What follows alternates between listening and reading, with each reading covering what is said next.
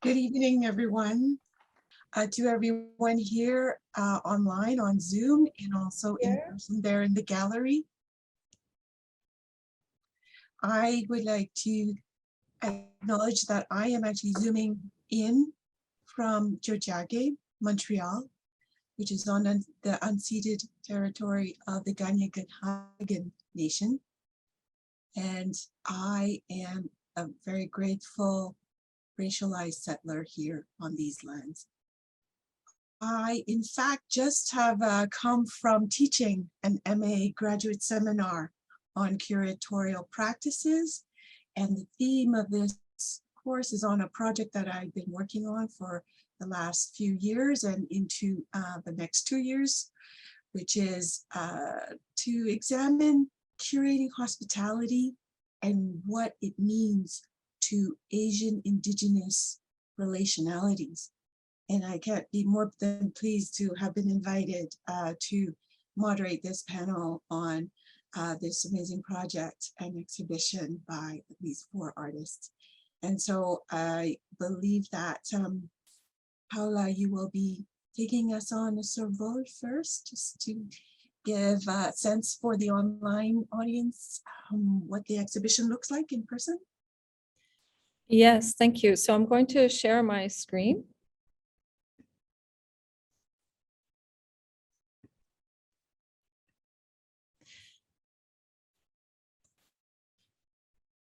And so we're looking here for those of us who couldn't join us in person. Thank you for those who have joined us in person. This is a walkthrough of the exhibition. So what you see is the entrance. And to the immediate right is the first work, Mr. Cho Stayed for Tea by Jake Kennedy and Paul Hong. And this is a triptych on paper of some of the archival materials that Jake and Paul have been looking at and reviewing and researching, and they'll talk more about this work, but also more importantly, a book work that was produced for this work, and hopefully you've all picked one up.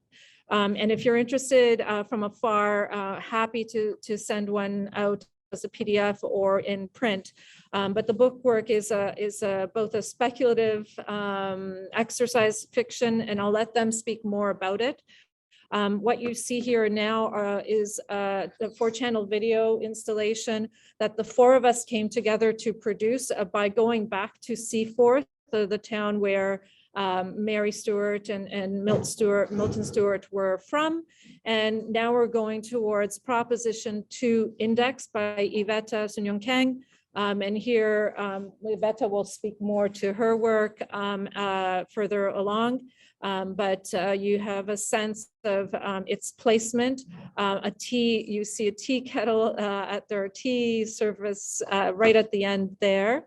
And as we turn to the right, there will also be 3 cases, display cases that have a selection of the farm diaries from Mary Stuart, upon which Mr. Cho became or surfaced for us.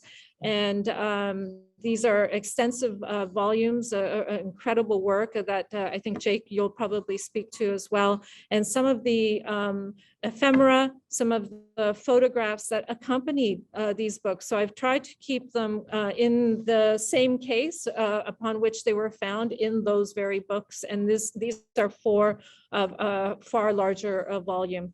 And so this is a period almost 100 years ago that we're looking at. So we're looking back, we're looking at now, and we're also looking into the future. So I wanted to at least give a sense of that. Here you see the bookwork that accompanies the show. And then what we'll do is probably go here, and I can leave this image up if that makes sense, Alice, handing it back to you for perhaps questions directed to Jake and Paul. Sure, so thank you. And what a rich show. I wish I was there in person, but I will be soon. So the first questions obviously seemed best to be addressed to Paul and Jake. And so, Paul, you are a writer of short fiction with a background in cultural anthropology, mass communications, and information science, and the author of many books. And you were born in South Korea and you live in Toronto. Are you in Toronto presently? Where is Paul? Yes, I am. You're zooming in from Toronto? Or you're there? Are you Oh, there? he's here right No. now. Now you see both of I us. see. Okay, so you're sitting next to each other. Okay, that's good, just to give a sense of the room, lay on the room. And so maybe we could just start with a question for you, Jake. Jake Kennedy, where are you calling from? And then maybe you could start by answering what it was like to, I don't know if discover is the right word, but to come upon this rich treasure of archives of these journals, and for those who wouldn't know what might be the difference between a farm journal and a regular journal, and what does an end paper really mean? Thank you so much, Alice. Thanks very much for the intro, and many thanks to Moonsun as well, and yeah, my fellow makers over there, Ivetta, Paola, and Paul. I'm really delighted and honored to be a part of this. So, Alice, I'm calling in from Syilx territory, Syilx Okanagan territory. So I'm out in British Columbia, in Kelowna, and this is the territory of Jeanette Armstrong and Richard Armstrong, and so and land in a way is a big part of our project too, which maybe we can speak to just a little bit tonight. But just on your good question there, I was bequeathed these journals from my grandmother around 2008 or 2009, and I was aware of them. I knew they were coming to me. My grandmother had tolerated my bad poetry over the years, so she knew I was the writer that was going to get the journals. But I have distinct memories of my father reading the journals every time we would visit my grandmother. And so this woman pictured right here on the left is Mary Stewart, and this is a bit confusing, but she is my grandmother's uncle's wife, if that's not too confusing. And so, but my grandmother actually worked on this Mary Stewart's farm when she was a wee gal. And so I was giving these journals from, they run from 1923 to 1956. And so I think that's around, my poor math, I think that's around 33 journals. And as far as we can tell, as far as Paul and I can tell, I don't think she ever missed a day. So Mary Stewart wrote in these journals every day. So part of the fascination, I think, that both Paul and I have initially is that it's such a writerly project, and so your question, Alice, about what's the difference between a regular journal, a farm journal. One of the things that's very notable, I think, in the journals is that there's not a lot of interiority. That is to say that Mary seemingly sticks to the facts. So these obviously are working journals in the sense that they would be reference works, I think, for the farm, making sure you could track weather and purchases and struggles and things like that. But there are, as far as I can tell, 3 or 4 moments where that kind of self-reflection or something a little bit more outside of the realm of facts appears, and probably don't have time to talk about that tonight. But so I think the journals are just sort of compelling as they are, as like a feminist document, as a document of work. But then, as you can see here, this end paper, which is the very final sheet of the 1926 volume, that we're looking at in the middle. I think around 2018, I happened to be reading through the journals more in earnest and trying to move methodically through them. And this page, in the context of a 100-year-old journal from Southwestern Ontario farm, just, it just seemed an unusual page to find. And Paul and I have been friends for, I think, almost 30 years now. And knowing Paul's a writer and knowing that Paul might be able to translate some of the what I thought looked like Korean script, I thought that Paul might be interested in this too. And one thing else I should say is that I had remembered that Mr. Cho had been mentioned earlier in the journals, and it's Mary rarely provides any details. So what she said exactly was Mr. Cho here for tea. And he had been mentioned once or twice before, but very, very kind of a little bit cryptically, just unsure who he was. And then I did notice in the top right-hand corner here, it looked to me like a variation on that with, I think you can see in the top right-hand corner, maybe H.Y. Cho or H.Y. Chow in the top right-hand corner there. And so once I contacted Paul, then, so to speak, things were on, because I think Paul is kind of a archive specialist, and also I think like me, maybe fascinated a bit by family history, and then Paul began doing the core research and discovered, I think, some of the most fascinating things about Mr. Cho. And so the character of Mr. Cho suddenly began to take a bit more shape. And I think Paul and I were somewhat astonished by what a character he was. And yeah, so I know I'm blabbing on, but maybe I don't know if Paul would want to add to any of that. But that's the beginnings, maybe almost 4 to 5 years ago.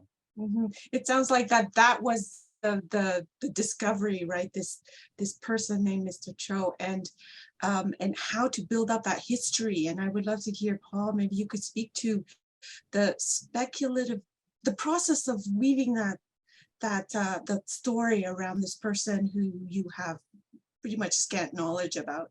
And I'm working on a project on ethnic futurisms, and so the idea of critical fabulation into histories plays a really important part in validating these untold histories. And so, yeah, maybe you could speak about the process also about building this up. Would that be okay? Yeah, that's great. Thank you. So just to follow up what Jake was saying, when he first sent this to me, my first thought was, why is there this random Korean person wandering around Southwestern Ontario in the early 1920s? I hadn't known that the first official Korean immigrant in Canada wasn't listed until the 1940s. I mean, that is not to say that there weren't Koreans in Canada, but the first official immigrant was a pediatrician who lived in Rosedale in Toronto. So starting from there, I noticed right away on the lower right-hand corner, that is a name. I could see the family name, Joe, and then the other two names were, I thought they were names, but they didn't strike me as a modern Korean name, or not at least a name that I recognize. So starting from there, I immediately just did searches on Google, just random searches. And eventually, after a few weeks, I found a dissertation that had been written in the early 80s at U of T. And this person had written about the Korean Presbyterian mission, the Canadian Presbyterian mission in Korea in the turn of the century. So that led into another huge sort of dive into the history of the Presbyterian mission in Korea, which then led to further readings about Korean history, which, you know, I had only very basic idea about. And at the same time this was happening, we were also watching some Korean film, I think, which was set in that similar period of time. So there was a bit of coincidence or synchronicity in that respect, because the movie made more sense, there was more sort of context, because I was reading about what Korea was like at the turn of the century. And yeah, so this dissertation was critical in sort of locating Mr. Cho, because he was mentioned by name, and that he was apparently one of the first Koreans to come to Canada, and he was sent here from the Presbyterian mission in what is now known as North Korea, from the city of Hamhung. But back then, there was no North Korea. It was one single Korea, and it was under a Japanese occupation at the time. So this led to a whole avenues of research. The dissertation was, I guess, as I said, it was a critical starting point. I went to the archives, what's it called, the Presbyterian Mission Archives. Jake went to the U of T archives because it was mentioned he had gone to U of T. He had gone to a seminary college in Nova Scotia. Also went to the University of Chicago as a master's student. So the more we found out about it, the more we were just kind of blown away by it, because at least from my limited imagination, I can't imagine being one of the few Koreans on the continent, or at least in Canada, just wandering around rural South Ontario, selling aluminum wares, visiting houses, going to get a master's degree, all this kind of stuff. So it just sort of struck me as a character who is completely otherworldly, not just in the sense that it was 100 years ago, but it was also, I just personally couldn't relate to it, to someone in that kind of character. Yeah, so this, we branched out into Korean history, into the history of the Presbyterian mission in Canada and Korea, and as well as just, I don't know, it also relates a lot to my own sort of personal history, because I had family members who grew up under Japanese occupation, and I knew that as a sort of a dry, sort of sterile fact. But once I was doing this research, I was sort of, pulled into sort of a deeper understanding. Does that answer your question? And of course, it leads me to another question, which is, there's this tension here between working towards sort of decolonization of let's say right now, the ongoing process of decolonization, and then to find this person who actually existed, who is sort of at the interstices of experience of not only European colonization, but also Asian imperialism. And so you have these huge, powerful international global forces that are at play, and then they come to Canada as a diasporic person, a racialized settler, and then encounter, Canada's own legacy of colonialism. What was it like to also need to deal with the difficult knowledge that you came through about in these histories as you went along? Well, I mean, sort of relate, as to what you're saying, there was that sort of Chinese Exclusion Act, or is that what it's called, where in the turn of the century, the Canadian government limited the number of Chinese immigrants, or I think they banned it outright together. but that also included other groups as well. So Koreans weren't technically allowed to come, but Koreans had gone to the United States, often through Hawaii. And I know through this research that Koreans in the US, they would go to prominent schools and they were deeply influenced by American history that helped form their own views and ideas about Korean nationalism, because they were trying to get out from under Japanese occupation. So I know many of the prominent members of the Korean nationalist groups were in the US, but so Canada didn't have that same thing going on. And so Joe, he was largely snuck into Canada. There were two sisters, part of the women's Presbyterian group. They thought Cho, as a teenager, was a suitable person to be sent to Canada, educated in Canada, and then return to Korea to take over in leadership roles. But they didn't tell anybody this, and he just snuck him out. And they sent him in a sort of a roundabout way. Instead of coming through the west coast of Canada, he came into Canada through the east coast, which is like the long way around. We can't figure out exactly how he got here or what route he took. We do have a name of a boat, and we have information about how he got back to Korea. But once he got here, he didn't want to leave. And he was a source of irritation to the Canadian Presbyterian group, whatever they were called. They were deeply irritated by him because he refused to go back to Korea. They wanted him to go back to do, and follow the path that they had set out for him. But he insisted on staying, and he actually ended up staying in Canada for, I can't remember now, but like 14, 16 years. And there were, at the archives, we've unearthed all these letters between prominent members of the Presbyterian board, all talking about Cho and saying, why isn't he leaving? And we have to get him to go back.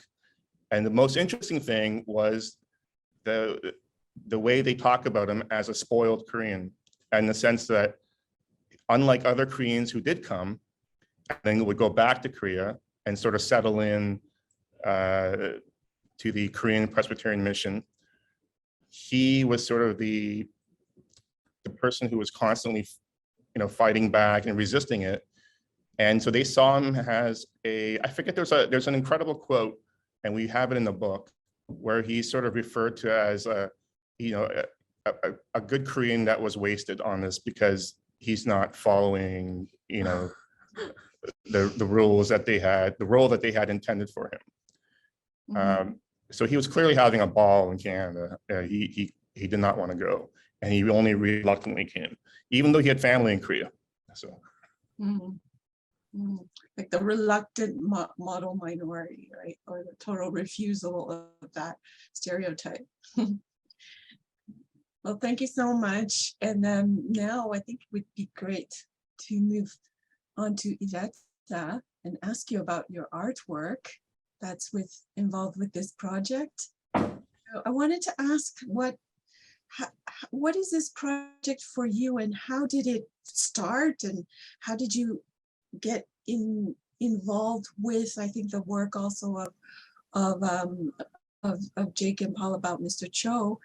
And I was also wondering, because I have curated your work and known you as an artist based both in Toronto and Jojage in Montreal, where I am, that you work in different mediums. And so also maybe you could speak to how this might be different or not from the work that you have created previous to this project. And hi, hi this. Oh, I think if you keep yours on mute, then we won't hear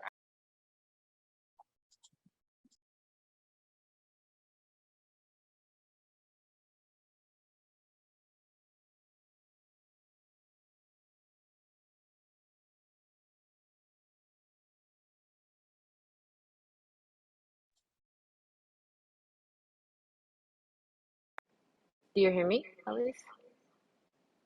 Yes, so I'll just grab the mic.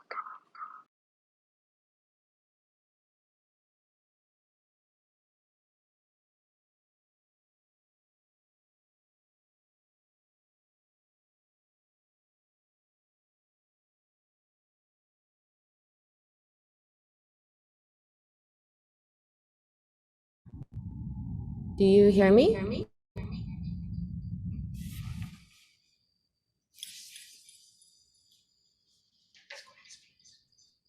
Oh, but people won't hear Alice. It's okay while you're speaking, it's fine. No, but the in person, attendance in person. Are you on voice? Yeah, I'm not So muted. why don't you use on here?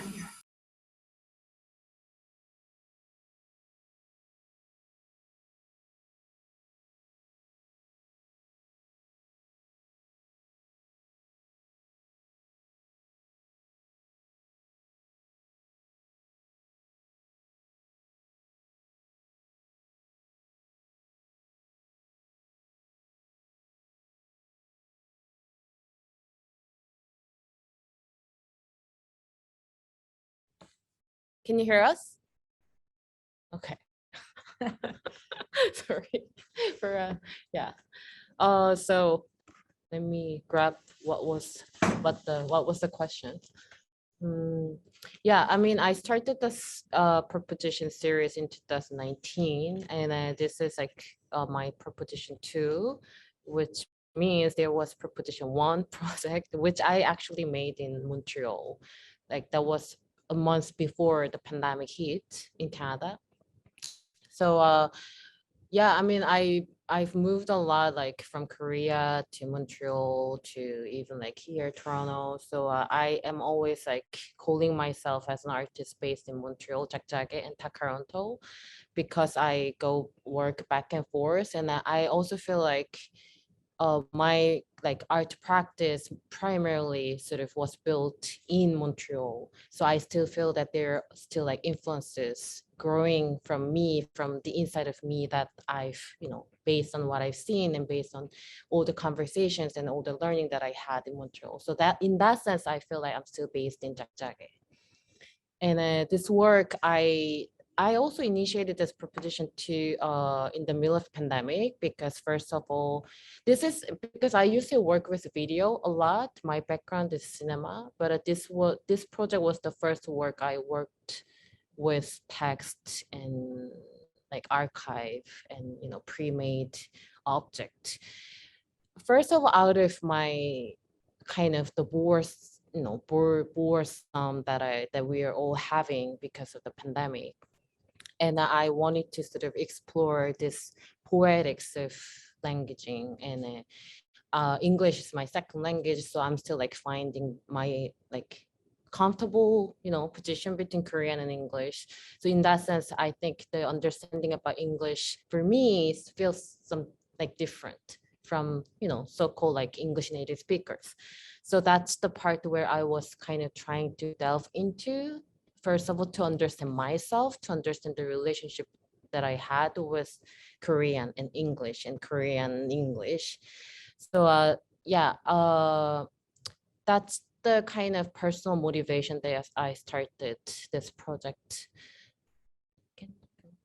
Oh yeah. Oh, and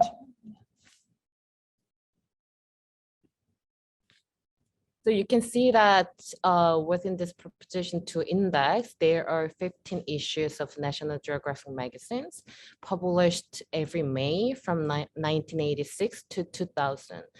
I chose the year of 1986 because I was born in 1986. And yeah, and then the enter. I bought all of the magazines through eBay, and what I did was I extracted all of the sentences in those 15 issues that had may and might have, those 3 English auxiliary verbs, because for me, I'm still like, I guess like I'm still thinking why I chose those three auxiliary verbs and what may and might have or maybe mean to me. That's the part I'm still like, curious about myself and then my motivation. So all of the sentences that had those either of the three verbs was extracted by hands. And then I sort of rearranged those sentences into like a question poems that's how I call it, because all of the sentences start with may, either of the verbs, may, might, or might have, or sometimes maybe, and then ending with a question mark. So I think most of the sentences that I rearranged and re-indexed are somehow resonating with those topics, those are like, topics and ideas that was introduced in those magazines. Yeah, so I guess like, because, National Geographic magazine, and especially back then, even more so, all of those photos and articles were written by non-BIPOC people. So I guess, but most of the articles were interestingly talking about non-Western countries.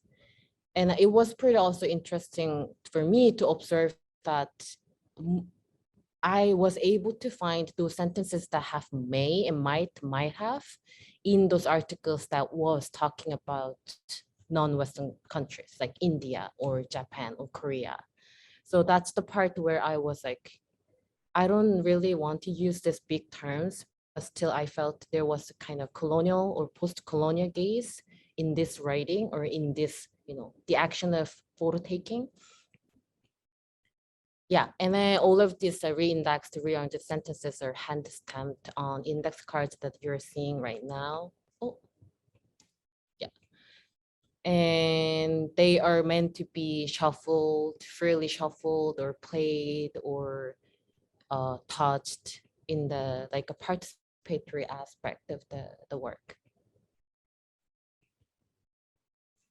With this play of language, I find that your choice of the word may or may be is in itself the proposition, right? I think that some supporters of Documenta 15 was just decrying this morning, saying something to the effect of, we need more propositions, not critiques, right? We need something that has some kind of promise or some kind of hope or some kind of future possibility, right? Some futurity. And so it sort of made me think of the speculative when you're thinking of that, like to focus on the positive aspect of this proposition rather than fall back on what is basically a Eurocentric presentation of other cultures, right? From a very colonial position where you have an imaginary other, right? And so there's a sense that they don't have the science, we don't know much about them, they don't have their histories and centuries of histories, they just not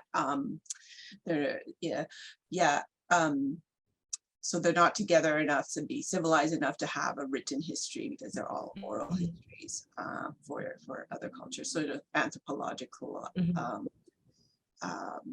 framework, right? Yeah. Also, like in that sense, in response to what you just said, because for me, anxiety and fear have been like really important research matters for my art practice. And when I think about, when I sort of, anticipate or guess like why people are cornered, why people are othered, I would say like, and why I am struggling with anxiety, I would always say like fear is always there because we know almost nothing about what's coming, or I don't know about you like in details. So those like uncertainties and fear are always like kind of entangled together.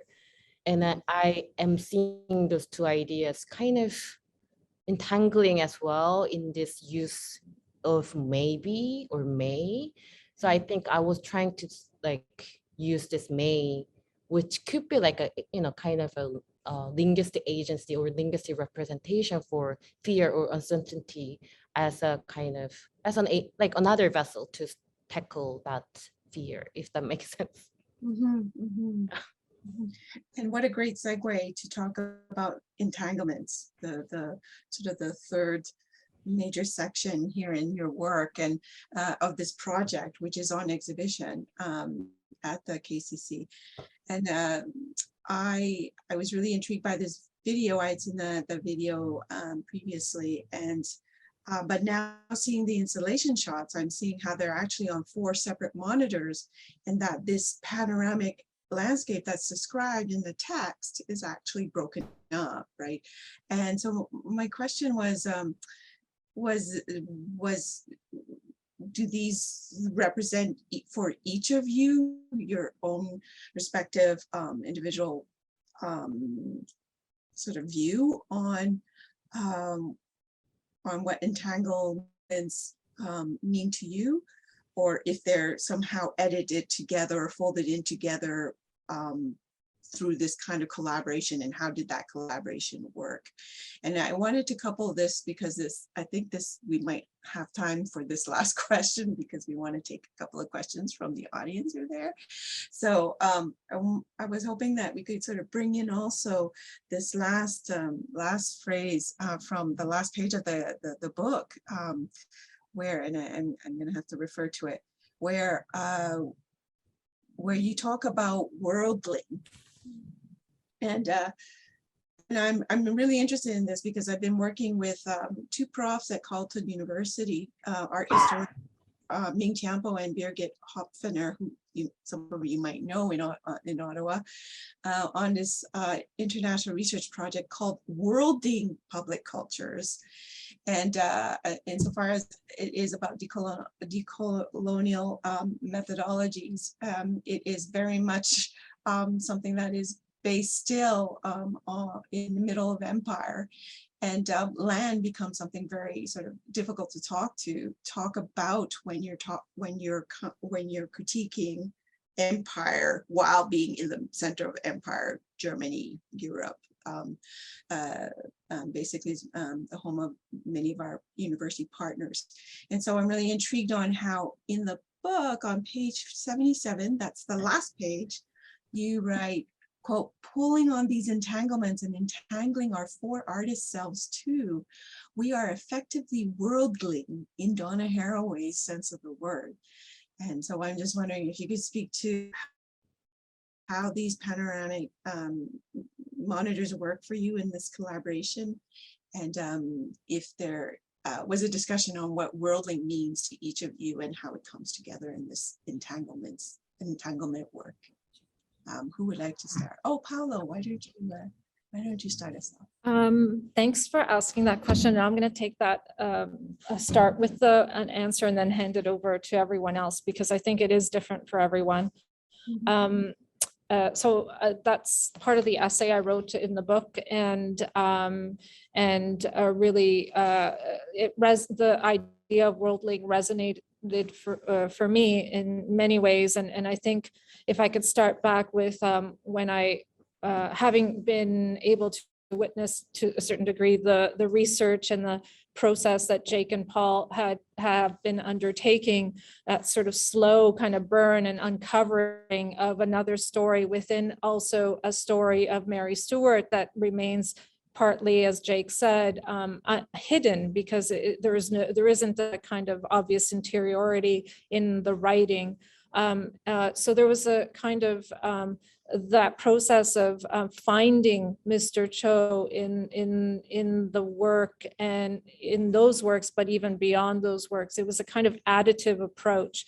And then having come to Ivetta's work very recently through the Art Gallery of Ontario, where I work, and as she was artist residence, really thinking about proposition. And when I saw that work, it was interesting because it was also kind of a series of books, if you will, but that the kind of creating something new from the maybes, the proposition, was just kind of for me, it reminded me of the Fluxus movement. It reminded me of this kind of like something happening, but not really grasping it.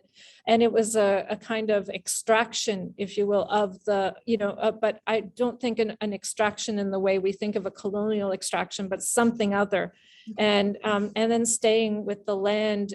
So when where was this Seaforth where Mary, so I was going back to where Mary and Milton were, and Seaforth is about 2 hours from Toronto, where at least Ivetta, Paul and I were. And so we and then Jake was hoping to come as well. And we really felt like we needed to go back to that space, that land. And so the kind of coming together to go and find that land today, 100 years later, and that process, it's owned by someone. So we could not access the land, right? So already the idea of land ownership and property was compromising our worldling, but we were trying to kind of fight against it. And so part of the sort of the making of the video, and we had Jake, who had this very personal connection to Seaforth. Paul and I drove to Seaforth, and Ivetta then took the video and made the video. So we all had our respective parts and came together in making it. And there was a kind of sense that through the digitization and slowing of the video, the sort of the lower band you see here, there's a kind of an attempt to think of a different future, one that might be moving beyond this idea of land ownership and not being, the fences coming down. I think the cows, if you read the book, there are cows that want to go over the lines and the fences and move the fences. So we don't have, in my view, I don't think we have an answer, but there's a kind of willingness to see where this goes, and kind of going from the trees to the grass and being really close to the ground, if you will. So I'll leave it at that, but I hand it over to others to comment as well. Hi.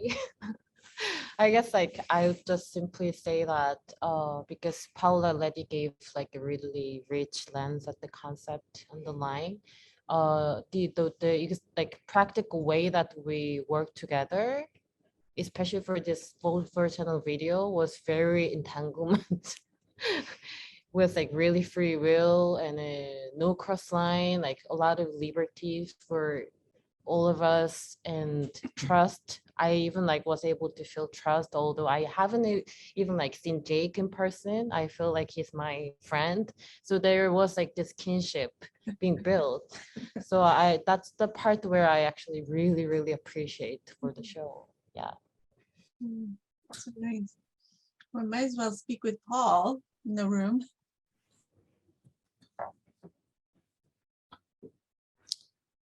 Yeah, I agree with everything that was said before. I think Jake and I have been working on this project for a couple of years, slowed down by the pandemic. And we're trying to come at this and explore this topic in a variety of ways. So through confabulation, through outright lies, to being completely true to history.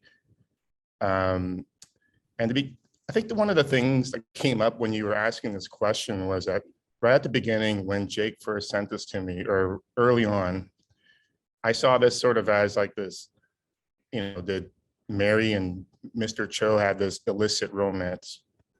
Did she, have some sort of romance with one of the first Koreans in Canada? And are there little, 3/4 or 1/8, 16th Koreans running around in Seaforth? And I also saw that sort of as an analog to Jake and I as well. I don't think I ever said this to Jake, so sorry, Jake, you're hearing this now.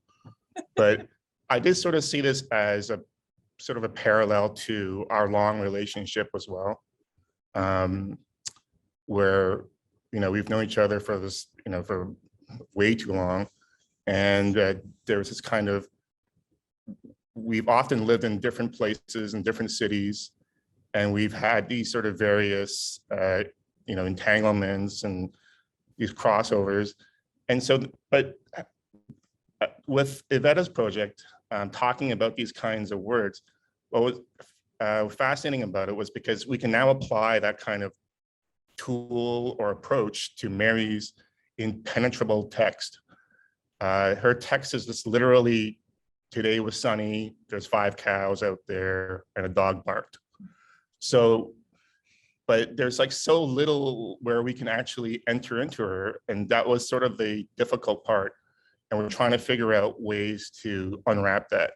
And I think, sort of Ivetta's project is sort of a way of using what we have, which is just her words. And trying to sort of get at it through there. So we're still working on it. It's a thing in progress. Thank you. That's great. Thank you so much. And Jake, any thought? You said also that land became very, very important in the project. Maybe you could talk about that here. Thanks so much, Alice. Yes, I will, and I'll be really quick here. One thing that strikes me is it's so exciting to have your questions, but it also reminds me that Paul and I, and maybe Ivetta and Paola feel the same, but I just feel like we still have so much work to do to explore things. But it's interesting that Paola, I think, has put us on this page 64, 65. And like you, Alice, I haven't quite seen the finished book yet. But probably folks can read here that it says, we'd like to acknowledge the Anishinaabe people of Amjanong, on whose traditional territory this farmland is situated. And Paul and I think are in that context of worldling. I don't quite know all the nuances of Donna Haraway's use there, but my sense is that I know that Paul and I would like to do a lot more work and responsible work, just to kind of think about these journals as recognizing that in a way they're documents of settler colonialism. That's what they are. It's 33 volumes, basically,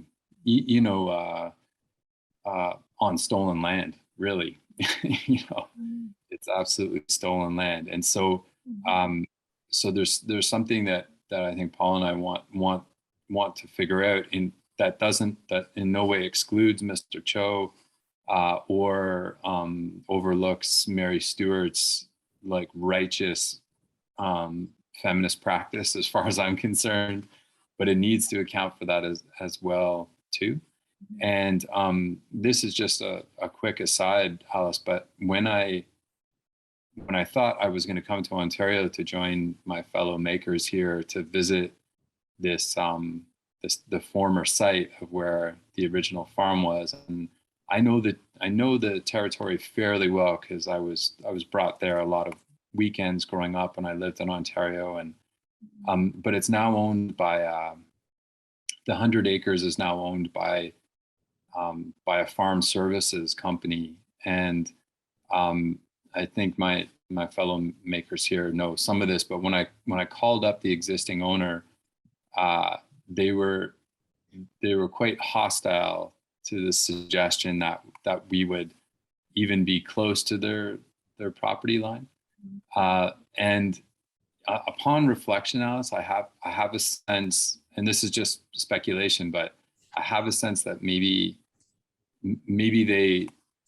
they thought we were the wild poet, artist weirdos that we were, and we would be I don't know, like somehow critical or something. But the sense that I have with the project, if it's going to be meaningful going forward, is that I think we need to start from the land, and I'm slow to recognize this, of course, like so many other white folks, but I think everything has to do with the land. And so I think Paul and I both would like to think through more thoroughly what what it means to have these boundaries and private property lines, and the end papers of our book are showing the very linear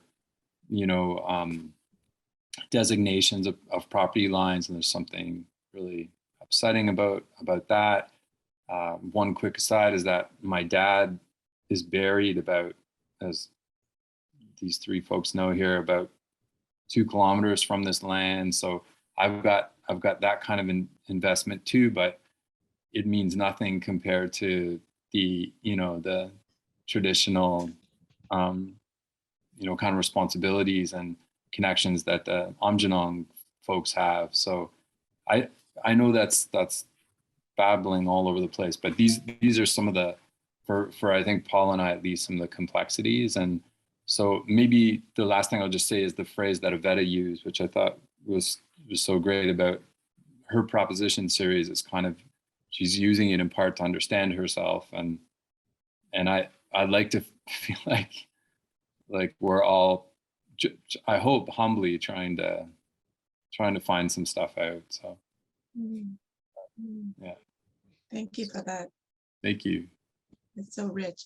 And obviously this is such a poignant part of the process of decolonization, right? Of decolonial work. And at the same time, also realizing that these are, we're talking about relations as well. And relations to the land and ways of belonging, and how that belonging is implies some kind of attachment, and whether those attachments are nuanced with terms of devotion, like respect or reciprocity, I should say, responsibility. Those are all sort of obviously percolating and in the orbit of this exquisite project. So thank you for that. Now I'm turning to Paola. If we have time, if we have maybe one question we could take. Yeah, thank you everyone. Is there anyone either in the chat or here who would like to ask a question?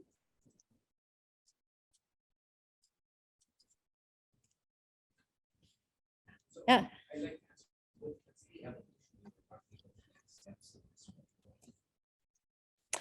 So the question is, what is the evolution or the next steps for this project, and possibly even independently for the works? Maybe I'll start. Thanks for the question. The hope is that we can share this more broadly. So I'm hoping that we might find another gallery space near Seaforth, for instance. So whether that's Stratford or London, and maybe also thinking about what it means across countries. So could this go to Korea? And because I think there is a whole other story to be still told, possibly through the work of whether it's Proposition or Mr. Cho or our own work. I think to Alice's question around the worldling, it is a complicated one, and I think it's about self-reflection, a kind of humility in sort of the not knowing how much you don't know. And so being open to kind of finding those bits of information that might continue to come around this project and might lead to other things. I would suspect too that Paul and Jake have perhaps a larger sort of work in mind around this, but I'll let you answer both. Do you want to maybe take it first?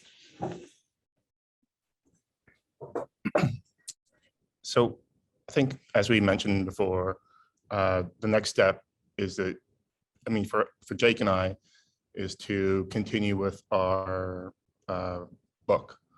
This was originally intended as a, it's not nonfiction, but it's like, I don't know, we're trying to come up with exactly what it is. A creative nonfiction where we sort of tackle what we've learned about this. I think part of the difficulty of why it's taking so long, apart from just being lazy, is that there is so much material, and we have to sort of figure out a way to get through all this, like some sort of I don't know what the word is, but like something that drives through everything. And because there's so much stuff, and I think that's why we were sort of able to, I mean, maybe not as well as we could have, but sort of break off and sort of, you know, stick onto this larger art project, because there are so many avenues and so many different ways of coming at this. So anyways, the short answer is the book. I can simply add, like Paola, I want the whole thing to travel, not only across like to Korea, but also like to other countries. Yeah. And this is like this has my practice like a propositional series, so it has to be a series.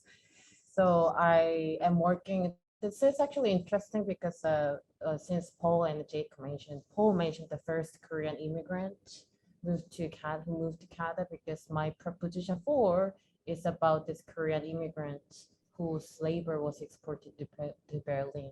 So that's gonna be my like next year project, proposition 4. And I actually love you use the word evolution.